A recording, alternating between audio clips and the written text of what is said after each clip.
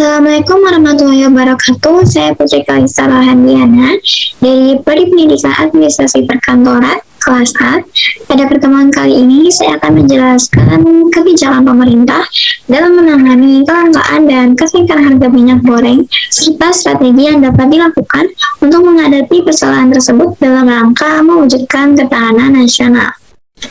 Sebelumnya, penyebab dari kelangkaan dan kenaikan harga minyak goreng ini terjadi karena disebabkan oleh beberapa faktor.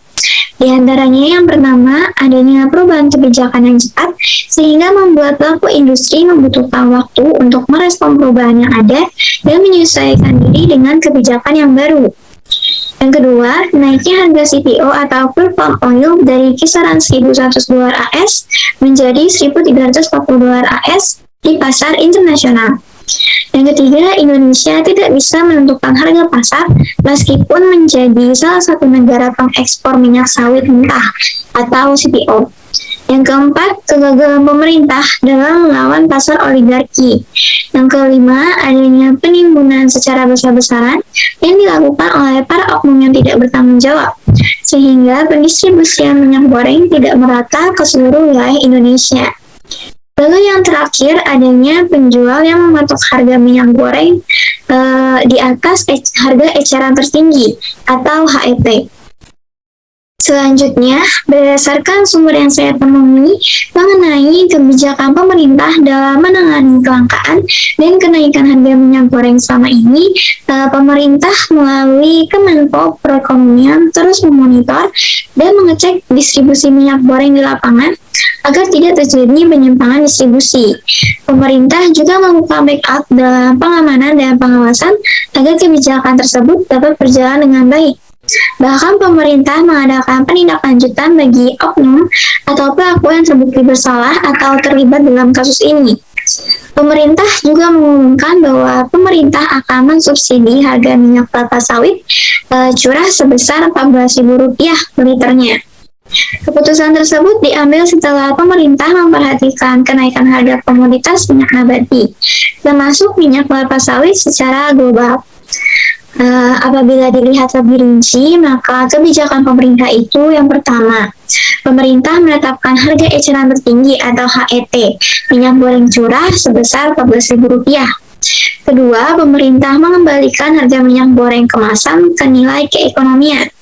Yang ketiga, pemerintah akan memberikan subsidi untuk minyak goreng curah yang berasal dari Badan Pengelola Dana Perkebunan Kelapa Sawit atau BPD PKS. Di sisi lain juga, jajaran kepolisian telah melakukan pengecekan secara langsung untuk mengetahui perkembangan harga minyak goreng di lapangan. Kapolri Jenderal Listio Sigit Prabowo memastikan bahwa pihaknya akan bekerja sama dengan para pemangku kepentingan terkait penyesuaian harga minyak di pasar sesuai dengan keputusan pemerintah. Lalu, dengan adanya kelangkaan serta kenaikan harga pada minyak goreng, berikut ada beberapa cara mengatasi kelangkaan tersebut. Yang pertama, kita dapat melakukan impor kepada negara lain untuk meningkatkan jumlah minyak goreng. Yang kedua, kita juga dapat meningkatkan kapasitas produksi minyak goreng untuk meningkatkan jumlah minyak goreng yang beredar. Atau kita dapat mengurangi penggunaan minyak goreng dengan mengganti minyak goreng dengan minyak zaitun ataupun mentega. Atau juga kita dapat mengurangi penggunaan minyak goreng dengan memasak masakan yang tidak memerlukan minyak goreng.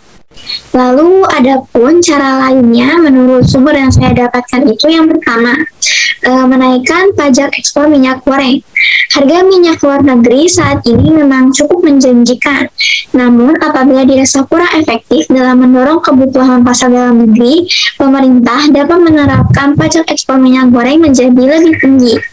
Karena harga minyak goreng dunia mengalami kenaikan dari yang awalnya di harga $1.100 menjadi $1.340. Untuk itu, pemerintah perlu menyeimbangkan kebutuhan dalam negeri dan luar negeri. Selain itu, kebijakan perdagangan juga bisa dilakukan pemerintah dengan menaik turunkan kebijakan ekspor. Apabila kebutuhan dalam negeri masih kurang, maka pemerintah bisa menaikkan pajak ekspor sehingga mengurangi motivasi produsen domestik untuk mengekspor minyak ke luar negeri karena pajaknya tinggi. Sebaliknya, jika kebutuhan dalam negeri sudah terpenuhi, pemerintah bisa menurunkan pajak ekspor. Hal tersebut akan mendorong produsen melakukan ekspor ke luar negeri sehingga tidak adanya penumpukan di gudang.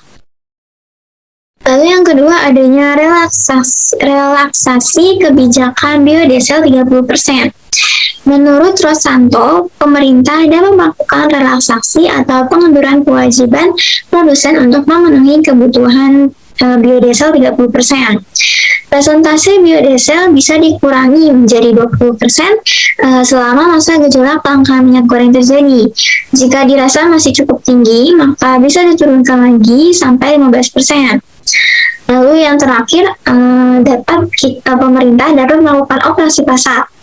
Dalam jangka pendek, pemerintah bisa melakukan operasi pasar, misalnya dengan mengajak dari produsen harus memiliki kewajiban untuk mensuplai kebutuhan dalam negeri terlebih dahulu sebelum memenuhi kebutuhan ekspor. Nah, di sini pemerintah harus memastikan bahwa pasokan minyak goreng dalam negeri terpenuhi dengan harga yang wajar dan terjangkau oleh masyarakat. Sekiranya sekian dari saya, kurang lebihnya mohon maaf. Terima kasih.